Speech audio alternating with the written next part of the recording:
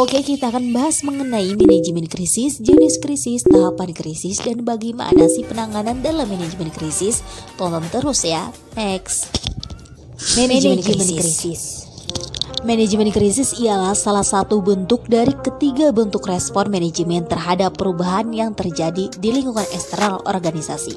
Manajemen krisis didasarkan atas bagaimana menghadapi krisis, membuat keputusan di saat krisis, dan memantau perkembangan krisis. Jenis krisis. Krisis manajemen berdasarkan waktu. Dalam waktu terjadinya, maka krisis ada yang terjadi secara tidak terduga.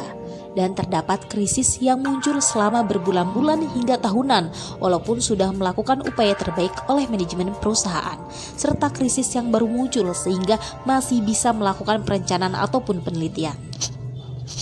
Tahapan krisis. Tahap krisis prodromal. Krisis pada tahap ini sering dilupakan orang karena perusahaan masih bergerak dengan lincah.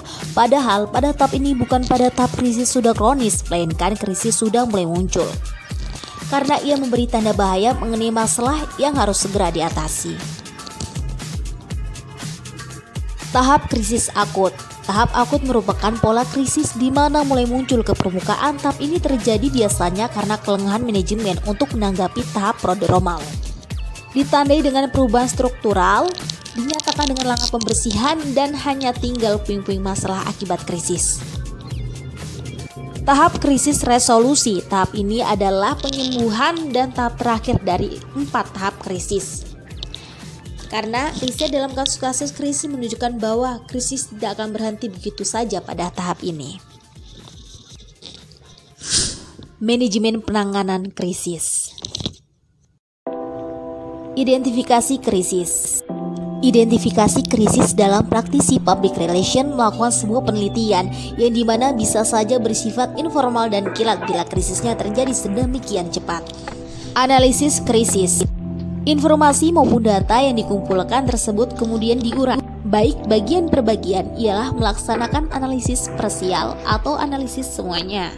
Tak dilaksanakan untuk menentukan pengambilan tindakan.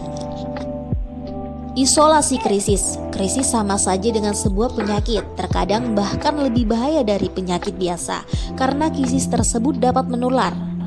Maka diperlukan untuk mencegah krisis supaya tidak menyebar luas, maka perlunya karantina. Melakukan strategi. Sebelum melakukan tahap berkomunikasi dilaksanakan, maka usai melaksanakan analisis serta mengisolasi krisis, sangat penting untuk menentukan strategi ataupun langkah seperti apa yang akan digunakan maupun yang dilakukan.